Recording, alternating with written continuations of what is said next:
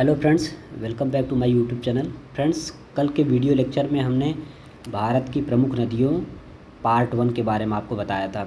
आज के video lecture में आपको बची हुई जितनी भी प्रायद्वीपीय नदियां हैं और छोटी छोटी नदियां हैं उनके बारे में बताएंगे कि वो कौन सी नदी किस स्थान से निकलती है, किस झरने से निकलती है, किस पहाड़ी से निकलती है, किस ग्लेशियर से निकलती है और वो नदियाँ किन राज्यों से होकर गुजरती हैं। तथा कुछ ऐसी भी नदियाँ हैं जिनको जैसे किस नदी को शोक बिहार का शोक कहा जाता है, किसे बंगाल का शोक कहा जाता है। तो इस प्रकार के बहुत से सवाल हैं और सारे जितने आज बताए जाएंगे टॉपिक ये सब कहीं न कहीं पेपर में हर एक प्रकार कंपटीशन में आए गए हैं और आई होप आगे भी आएंगे और बहुत ही इंपॉर्टेंट है। इसलिए दोनों वीडियो को अच्छी तरीके से पूरे अंत तक वीडियो देखेंगे तो आपको पूरा समझ में आएगा कि क्या क्या हमने बताया है। आई होप इन दोनों को पढ़ने के बाद आपको नदियों से संबंधित सारे सवाल का जो है जवाब मिल जाएगा, ज़रूर मिलेगा। आप इसको ध्यान से देखिए क्योंकि हमने सारे सोर्स से, प्रेस इन्फॉर्मेशन ब्यूरो से, भारत की कुछ ऐसे भी इंफॉर्मेशन है जिसे आयोग अलग अलग सूचनाएं देते हैं तो उनसे भी संबंधित सारी जानकारी इकट्ठा करके तब हमने यहाँ पर डाला है। सवाल आता है नर्मदा नदी, ये ऐसी नदी है, पश्चिम वाहिनी नदी है, अरब सागर में जाकर होती है। तो हमें क्यों पता करने कौन कौन पश्चिम वाहिनी, तो पहले क्लियर हो जाए कि नर्मदा नदी, ताप्ती नदी, माही नदी, लूनी नदी, ये पश्चिम वाहिनी नदी है। लूनी तो मैदान में ही निकलती, मैदान में ही डूब जाती है। तो मैकाल पर्वत से निकलती है नर्मदा। ये सोन की कैमूर की पहाड़ी में यमुना तथा सोन की विभाजक है। एक तरीके से कैमूर की पहाड़ी को यमुना और सोन का विभाजक कहा जाता है। मैकाल पर्वत से नर्मदा नदी निकलती है। अमरकंटक की चोटी से निकलती है। भारत की सबसे बड़ी प्रायद्वीपीय अरब सागर की तरफ गिरने वाली नदी है। वैसे सबसे बड़ी प्रायद्वीपीय दक्षिण वाहिनी नदी जो है वो तो आपको देखा जाए तो गोदावरी नदी, जिसे दक्षिण भारत की गंगा कहते हैं। वैसे एनसीईआरटी में दक्षिण भारत की उसके गंगा कहते हैं, लेकिन उत्तर प्रदेश लोक सेवा आयोग ने कृष्णा को जो है मान लिया था। केदारनाथ से रुद्रप्रयाग के बीच जो नदी बहती है वो मंदाकिनी है। केदारनाथ यहीं पर बसा हुआ है। ये बहुत इंपॉर्टेंट सवाल है, कई बार आ चुका है पीसीएस वगैरह में। अलकनंदा संतोपत शिखर से निकलती है नदी। बद्रीनाथ अलकनंदा के तट पर है। शारदा नदी नेपाल में मिलाम से निकलती है। मिलाम ग्लेशियर है, ये याद रखिएगा आप लोग। मिलाम ग्लेशियर से शारदा नदी निकलती है और यह भारत तथा नेपाल में काली नदी, शारदा नदी को भारत तथा नेपाल में काली नदी से होकर गुजरती है, भी ध्यान देना है। काली नदी लिपुलेख दर्रे से होकर बहती है। बाराबंकी में घाघरा से मिल जाती है कौन सी नदी? बाराबंकी में घाघरा से मिल जाती है कौन? काली नदी। यहाँ पर घाघरा की बात की जा रही, घाघरा को समझिएगा अब तो इसको सरयू नदी कहा जाने लगा है। कोसी नेपाल हिमालय से निकलती है। ये बहुत इंपॉर्टेंट सवाल है। बिहार का शोक कोसी को कहा जाता है, अत्यधिक बाढ़ के कारण इसके बिहार का शोक कहा जाता है। रामगंगा नदी उत्तराखंड में दूधा टोली से निकलती है। ये सारे सवाल आए हुए जो बताए जा रहे सब आए हुए सवाल हैं और आने की भी पूरी संभावना है आगे भी। दामोदर नदी छोटा नागपुर पहाड़ी से निकलती है। दामोदर एक तरीके के जैविक मरुस्थल कही जाती है। झारखंड में छोटा नागपुर के संथाल परगना से निकलती है और दामोदर हुगली की एक सहायक नदी है, ये भी ध्यान दीजिएगा। दामोदर ऐसी नदी है जो रिफ्ट बनाती है, भ्रंश बनाती है, ये भी याद रखिएगा। ये बहुत इंपॉर्टेंट जो टॉपिक बता रहे हैं कि भ्रंश कौन सी नदी बनाती है। तो भ्रंश का जो निर्माण करती है दामोदर करती है, ताप्ती करती है और ये नर्मदा नदी करती है। गोमती नदी फुल्लर झील पीलीभीत जिले से आती है और यही एक ऐसी नदी है गंगा की सहायक नदी जो कि मैदान से निकलती है, मैदान में ही चली जाती है। कोसी नदी गोसाईनाथ से निकलती है, ये उत्तर में। आगे अब चलते हैं।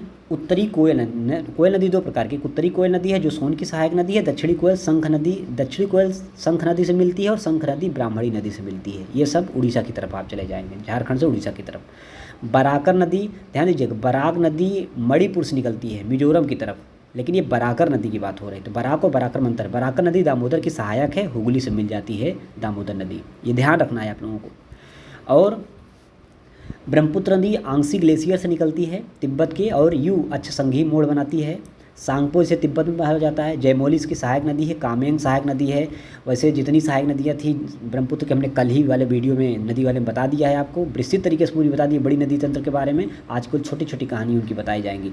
लोहित नदी जयालुचू पर्वत से निकलती है। लोहित नदी ये तिब्बत से होकर ही निकलती है। गुम्फित जलमार्ग बनाती है ब्रह्मपुत्र नदी, कहाँ पर? असम में गुम्फित जलमार्ग। ये सवाल आए हुए हैं इसलिए बता रहे हैं, ये सारे इंपॉर्टेंट बहुत इंपॉर्टेंट सवाल है। सिंधु, सतलज, सांगपो, साल्वी, इरावदी, मेकांग, होंगो, ये जितनी नदियों के बारे में बता रहे हैं, सिंधु, सतलज, सांगपो, साल्वी, इरावदी, मेकांग, होंगो, ये सब तिब्बत से निकलती हैं। जितनी नदियाँ सब तिब्बत, यानी भारत से नहीं निकलती है, तिब्बत से निकलती हैं, ध्यान देना है। दक्षिण नदी, अब दक्षिणी गंगा किसे गोदावरी कहा जाता है एनसीईआरटी के अनुसार। नर्मदा अमरकंटक से निकलती है। ताप्ती मुल्ताई बैतूल से निकलती है। मुल्ताई की पहाड़ी से निकलती है। ताप्ती एमपी, महाराष्ट्र और गुजरात से होकर बहती है। नर्मदा भ्रंश बनाती है, दामोदर भी भ्रंश बनाती है। मांडवी गोवा में एस्चुरी बनाती है, नर्मदा भी एस्चुरी बनाती है, ताप्ती भी एस्चुरी बनाती है। देखिए एस्चुरी भी ताप्ती बनाती है, नर्मदा बनाती है और मांडवी बनाती है।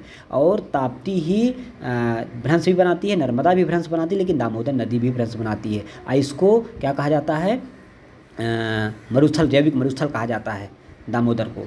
गोदावरी नदी देखा जाए त्र्यंबकेश्वर से निकलती है, महाराष्ट्र से होकर बहती है गोदावरी। आंध्र प्रदेश, तेलंगाना, मध्य प्रदेश कुछ भाग लेकर के उड़ीसा और कर्नाटक, पुडुचेरी। लेकिन जो झगड़ा इन लोगों के बीच है वो तो अलग अलग है। कृष्णा महाबलेश्वर से निकलती है, ये भी महाराष्ट्र में, लेकिन महाराष्ट्र, तेलंगाना, आंध्र प्रदेश, कर्नाटक और महाराष्ट्र। जो झगड़ा है वो आंध्र प्रदेश, कर्नाटक, महाराष्ट्र के बीच है, ये ध्यान देना है। कृष्णा का विवाद जो है, कृष्णा नदी विवाद, ये 3 मैंने अंडरलाइन कर दिया है विवाद। कावेरी ब्रह्मगिरी से निकलती है, लेकिन केरल, कर्नाटक और तमिलनाडु, पुडुचेरी के बीच बनती है। अगर सबसे बड़े आयतन के रूप में देखा जाए तो जलप्रपात कावेरी ही बनाता है, जो शिशुमुद्रम जलप्रपात है। बाकी मैं ऊंचाई की बात नहीं कर रहा हूँ, यहाँ ध्यान दीजिएगा, वीडियो को ध्यान से देखिए, समझिए बातों को मैं क्या कह रहा हूँ। महानदी सिहावा पहाड़ी छत्तीसगढ़ से निकलती है। चंबल नदी रेविन बनाती है, प्रश्न आ चुका है कि रेविन क्या है, खड्ड क्या है, बीहड़ क्या है, बनाती है, तो चंबल रेविन बनाती है।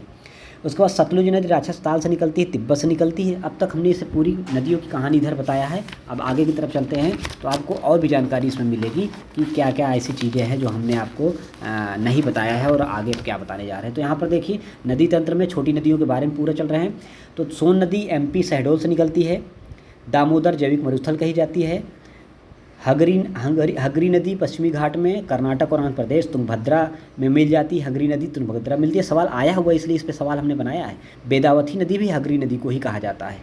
बेदा और अवथी दोनों अलग अलग नदियाँ हैं। झेलम पीर पंजाल से निकलती, बेरीनाग झरना से निकलती है। झेलम प्लस रावी पाकिस्तान में चेनाब से मिलती है। झेलम नदी पर ही किशन गंगा बनाया है, जो पाकिस्तान में नीलम नदी कही जाती है। झेलम की सहायक नदी है कौन, किशन गंगा, झेलम नदी। श्योक नदी को कराकोरम में मृत्यु नदी कहते हैं। स्पीति नदी कुंजुन दर्रा से निकलती है। काली नदी डिग्गी गांव कन्नड़, काली नदी एक और है, काली नदी 2 है। एक काली नदी हमने लिपलोक उत्तराखंड की तरफ बताया, दूसरी काली नदी हम आपको बता रहे हैं कन्नड़ पश्चिमी घाट की कहानी बता रहे हैं। मीठी नदी मुंबई में बहती है। क्षिप्रा नदी आपको बता दिया ना, क्षिप्रा नदी के बारे में है कि क्षिप्रा जो है कहाँ पे, उज्जैन में है। रावी नदी रोहतांग दर्रा हिमाचल प्रदेश से निकलती है, ये रचना 2 आप से होकर बहती है। चेनाब बड़ा लाचला दर्रा हिमाचल प्रदेश से बहती है। विश्व का सबसे बड़ा ऊंचा पुल यहीं पर चेनाब पर ही बनाया गया है। ब्यास नदी रोहतांग दर्रा से निकलती है। ब्यास प्लस सतलुज बिष्ट दोआब बनाते हैं। खारी नदी चंबल की सहायक नदी है और खारी नदी चंबल सहायक नदी है। मयूराक्षी नदी संथाल झारखंड में बहती है, मयूराक्षी परियोजना भी चलाया जाता है। इंद्रावती छत्तीसगढ़ बहती है, उड़ीसा में बहती है। गोदावरी की सहायक नदी है। कुछ नदियों के सहारे वैसे तो बहुत आपको जानकारी प्राप्त होगी, लेकिन हम इंपॉर्टेंट बता देंगे जो इन पर कन्फ्यूजन है। जैसे सूरत ताप्ती नदी के किनारे है, हैदराबाद मूसी नदी किनारे है, लेह सिंधु नदी किनारे है, जबलपुर नर्मदा नदी किनारे है और गोरखपुर राप्ती नदी किनारे है, कोटा चंबल नदी किनारे है, कटक महानदी किनारे है, लुधियाना सतलुज नदी किनारे है, उत्तरकाशी भागीरथी नदी उत्तरकाशी है, जगदलपुर इंद्रावती किनारे, जमशेदपुर स्वर्णरेखा किनारे, बरेली रामगंगा, लखनऊ गोमती के सहारे।